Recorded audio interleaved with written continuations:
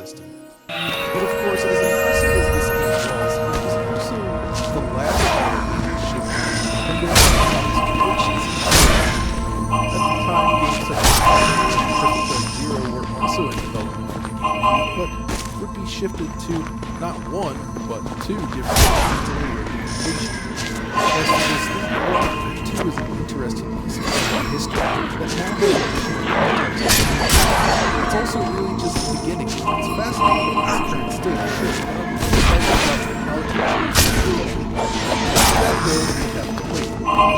What about Star Fox Adventures? The reception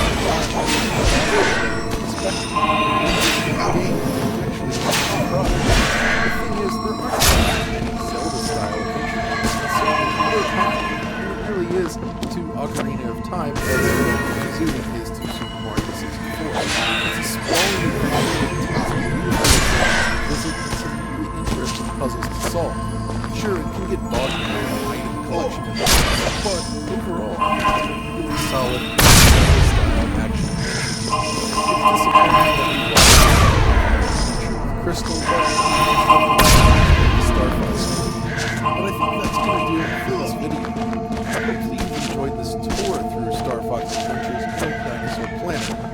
There are, of course, many things to talk about in relation to this game, but hopefully this is a nice, concise presentation. And if you made it to the end, thanks for watching. A breakthrough in design and engineering, the G915 features Lightspeed Pro-Grade wireless, advanced RGB, and new high-performance low-profile mechanical switches. Meticulously crafted with premium materials, the G15 is a sophisticated from unparalleled beauty, strength, and performance. Meet G15 Lightspeed until the next passage.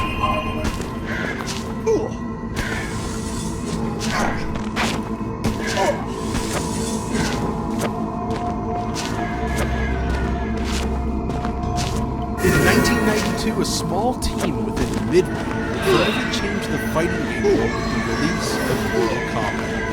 This violent fighting game, which makes extensive use of digitized graphics, captivated players with memorable characters, nuanced gameplay, and buckets of blood. Its success spawned countless sequels over the year, and the Mortal Kombat name itself remains nearly as relevant today as it was during the early 90s. Its popularity also meant a lot of awards. Mortal Kombat appeared on nearly every popular console and handheld game system at the time, with variable results. Beyond that, Mortal Kombat also played a role in shaping the future of the ESRB and rating systems in general that is still felt to this day.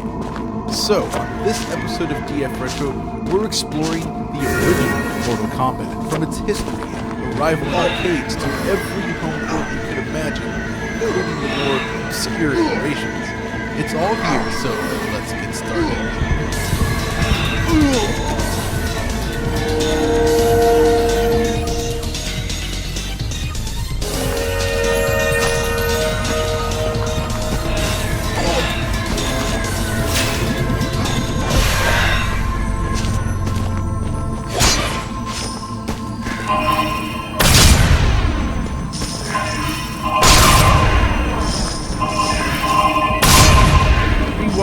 Back to the early 90s, the arcade scene, though cooling its head, still brought many players to amusement centers around the world.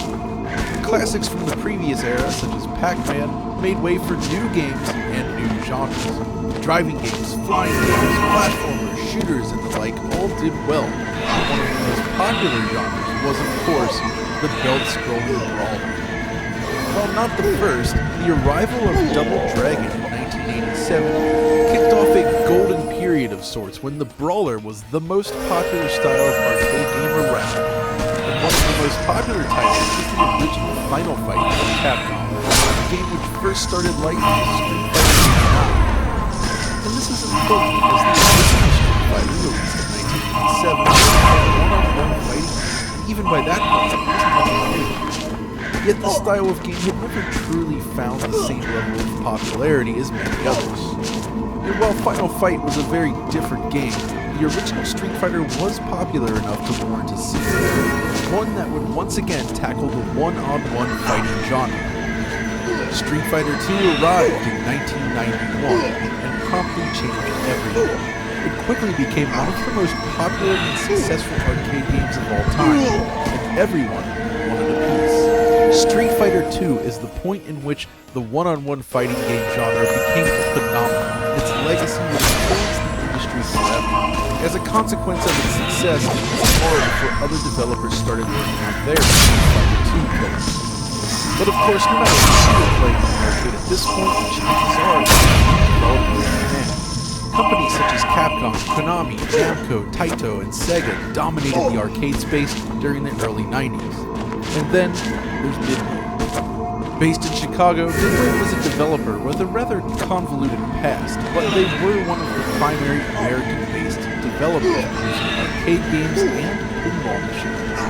On the arcade front, Midway made a name for itself with the guiding hand of Eugene Jarvis with the legendary Defender. But by the mid-80s, things had slowed to a crawl with minimal new releases. The competition wasn't doing much better either, with most Western developers at this point focusing more on computers and consoles rather than arcade development. That doesn't mean it stopped altogether. Slowly but surely, Midway started to find its footing, one firmly rooted in pop culture and cinema. Games such as Rampage were clearly inspired by the likes of King Kong and kaiju flicks, while 1990s Smash TV borrows themes from films such as The Running Man and RoboCop. And this is where Mortal Kombat comes into focus. It started as an experiment between friends John Tobias, Rich DeVizio, and Daniel Pessino. They filmed themselves performing martial arts moves with an idea for a game.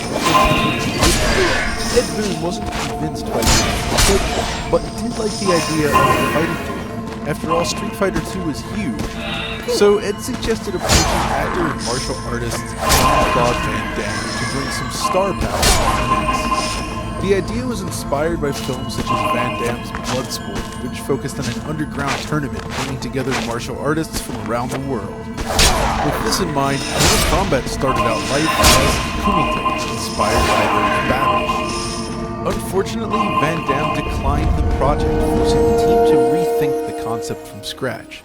John Tobias came up with an original story, initially focused on two characters, Yoshitsune and Nick Grimm, as they travel to Shanglao's island to fight in a tournament to save the world. Even without a license, though, Mortal Kombat's eventual development, like earlier Midway properties, can be traced back to various films and pop culture icons of the time.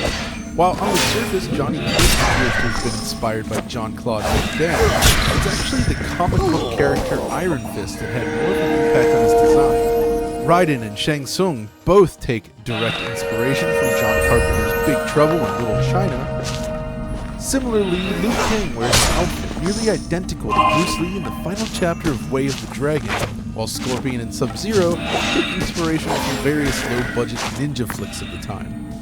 And all of these characters would appear more realistic within the game than any other fighting game on the market, thanks to the digitization process where actors were filmed, their images digitized onto a computer, and frames from those scenes used to build keyframes for each character.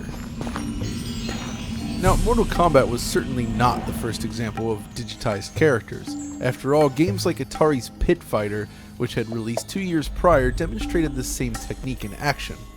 But Pit Fighter and eventually Guardians of the Hood both failed to do it justice. Technically it works, but the selected keyframes used for animations always wind up looking rather awkward. The games just don't have that same impact as Mortal Kombat. To create these new characters then, the crew assembled in a small, cluttered filming space in costume. The cast was made up of friends of the team, including Daniel Pessina, who would play Johnny Cage, and the Three Ninjas. In fact, this behind-the-scenes footage here was originally released by Daniel Pessina, who's still active in the Mortal Kombat community today, and of course still practices martial arts. Alongside Master Pessina, Richard DeVizio played Kano, Carlos Pessina is Raiden, and Liz Malecki is Sonya Blade. The team also recruited actor Hosung Pak to play Liu Kang. Together, the team performed a wide range of movements for the game. This imagery was digitized and touched up by hand, creating the sprites we see within the game itself. One key element in creating any fighting game then is nailing the impact of the hits, and this is where most digitized games have fallen short to this point.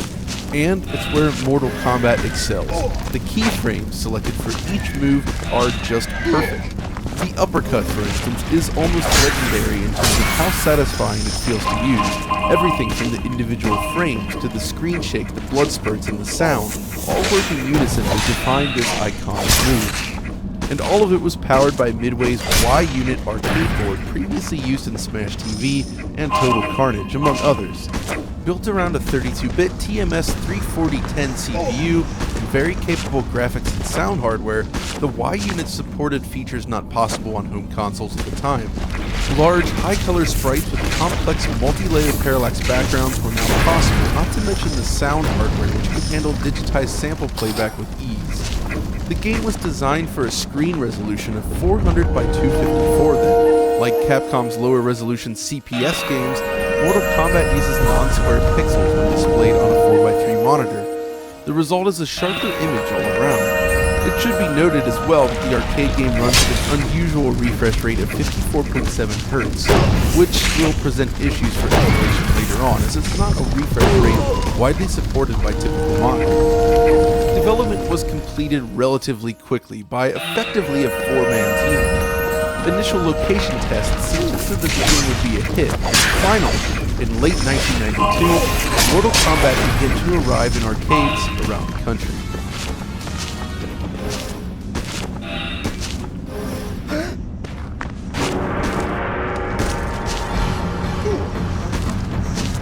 When Mortal Kombat hit the arcade scene, word of mouth began spreading rapidly. There's no doubt the game was a huge deal in arcades at the time. Clearly, the violence played a role in its allure, but I think it goes deeper. Firstly, in 1992, the arcade is where you went to experience cutting-edge visuals, and while many games were making a jump to basic 2D, Mortal Kombat's digitized sprites were rather impressive for 1992. The quality, number of colors, and size of the sprite work was exceptional, and it really looked unlike anything else out there. Then there's the gameplay itself. Mortal Kombat is a simple yet nuanced fighting game. It lacks the depth of, say, Street Fighter II, but it feels great to play, and learning how to wield the relatively limited moveset was a lot of fun. But it was the fatalities and especially the secrets that kept people coming back. The game was great about teasing lore, other characters, and all of its special moves. It's the kind of thing that kept people talking about Mortal Kombat in the playground. Discussion was centered primarily around Reptile. This mysterious third ninja would appear every 6 matches, dropping hints along the way. Rumor was if you performed very specific actions, you could engage in the battle. Unlike the EGM April Fool's joke that shed long for Street Fighter II, Reptile did exist. To fight him, you needed to make your way to the pit. If a shadow flies by the moon, don't block, win both rounds without taking any damage, then end the round with a fatality. These extremely specific circumstances were extremely difficult to discover, and pulling it off required some serious skill as well.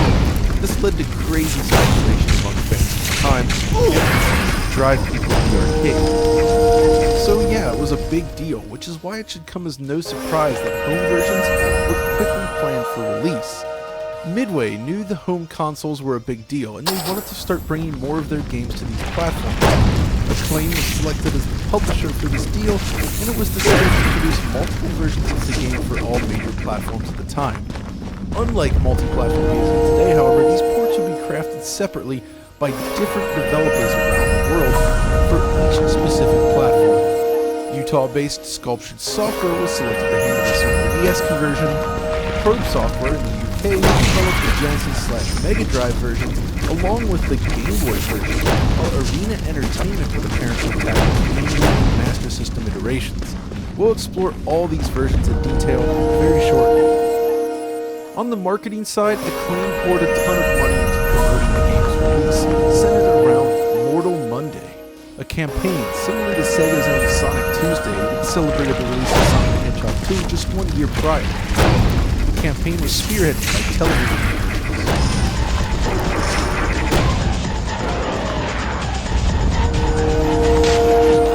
and a mail-order comic book created by John Tobias himself itself designed to explain the game's backstory. Even better, this comic book could be ordered via the information provided during the game's attract mode in the arcades. As the release date grew nearer, however, word is that Ed Boon was not entirely happy with the progress of these console versions and didn't want them released in that state, but too much money was caught up in this project, and he conceded. Thus, on September 13th, 1993, less than a year after the arcade game had launched, Mortal Kombat was released on 4 systems simultaneously. Mortal Monday had arrived. Of the 4, the Sega Genesis version proved most popular for good reason. It was the only version which retained the blood and violence of the arcade game in full. The Super NES and handheld versions were restricted in comparison, a point Nintendo would later use in court during the hearing on video game violence. Furthermore, I can't let you sit here and buy this nonsense that this Sega Night Trap game was somehow only meant for adults. The fact of the matter is, this is a copy of the packaging. There was no rating on this game at all when the game was introduced. Small children bought this at Toys R Us, and he knows that as well as I do. Mortal Kombat, along with Night Trap and Doom, were the poster children for overly violent games, and these hearings, combined with the game industry's reactions, would form the ESRB we know today. But while the blood is a big deal, the differences between the consoles were far more significant than that.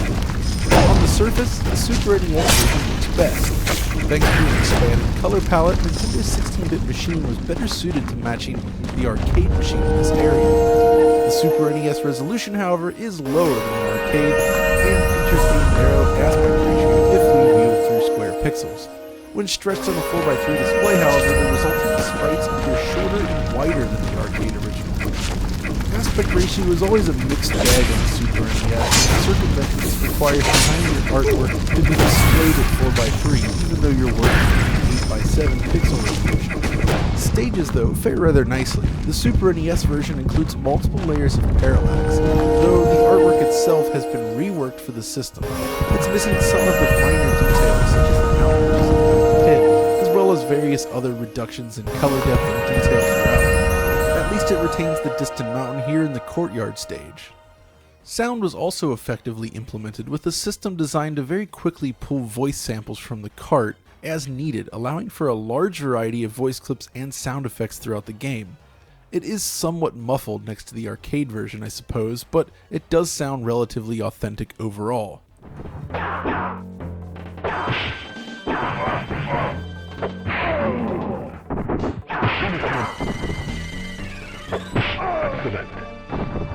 Sub-Zero wins.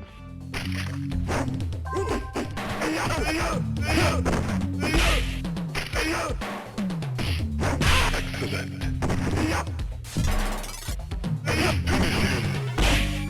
Sub-Zero wins. Even the HUD is directly modeled after the original arcade game. While it's clearly a step down from the arcade original, I feel the developers did an excellent job at translating the general look of the game to the more limited Super NES hardware. Considering the specs in that machine, this is no disrespect, but it's the content and control that doesn't quite hold up. It was well known at the time that the Super NES version, dubbed the competition version, was missing some of the more violent attacks. Fatalities were mostly needed to capture Nintendo's rather strict certification process. The team had to completely redesign these fatalities to fall within the guidelines. Blood splats were also removed via a palette change to the artwork, which gave the impression of sweat, or at least that was the idea. Still, the real issue of this version stems from its control. Mortal Kombat on Super NES suffers from extremely high input latency, especially for the time. Every move feels sluggish and heavy as a result. It's one of the least responsive games on the platform, in fact. This problem single-handedly ruins the gameplay as a result. So while it looks and sounds great, its missing content just doesn't play that well. In comparison, the Genesis version plays like a dream. According to the developers, the original code related to controlling gameplay was duplicated as closely as possible on Sega's system. Thus, the game plays nearly as well despite the loss of graphical fidelity. Visually, however, a lot of sacrifices have been made compared to the arcade and Super NES. Naturally, the Genesis has fewer overall colors to work with, so there is an increased reliance on dithering and the like, but honestly, they did a reasonable job with the characters. Compared to Super NES, the aspect ratio appears correct. Fighters are displayed as taller and thinner, as they should be. Character placement within the arena is also more accurate to the arcade original. On Super NES, they're sort of shunted upwards in the background.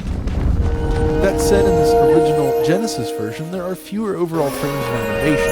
Idle animation, for instance, is much less fluid. Furthermore, Sub-Zero and Scorpion use identical idle animations rather than utilizing their own bespoke movements like the original and SNES versions. Stages are also redesigned and missing many of the finer details.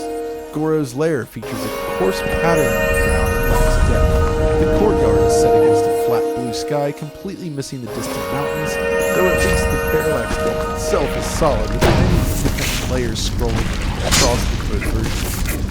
The audio is mixed. There's a reduction in voice samples and sound effect quality overall, with certain sound effects and voice clips simply cutting off during gameplay. On the flip side, the soundtrack was scored by Matt Furness and features unique remixes of each track exclusive to this version of the game. I feel it takes good advantage of the hardware. Here's how it stacks up between all three versions.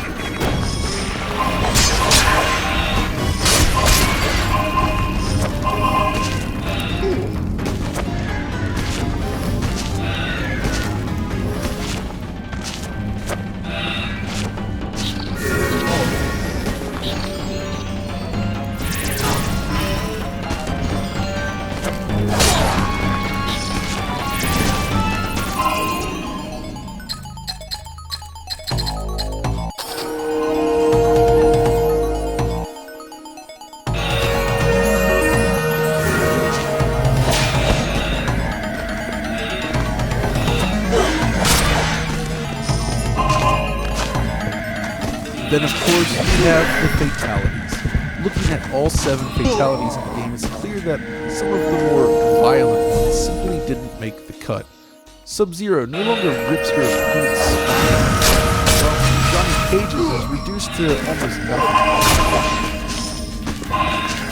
Scorpion is mostly identical, though. This was a huge deal at the time, and the loss of these moves on Super NES drove players to purchase the Genesis version over Nintendo. It was an important win for Sega. Blood is also present in this version, but requires you to enter the blood code to enable it. So all in all, the two 16-bit versions each have their own advantages, but I feel the Genesis version is the better of the two, due primarily to the tighter gameplay.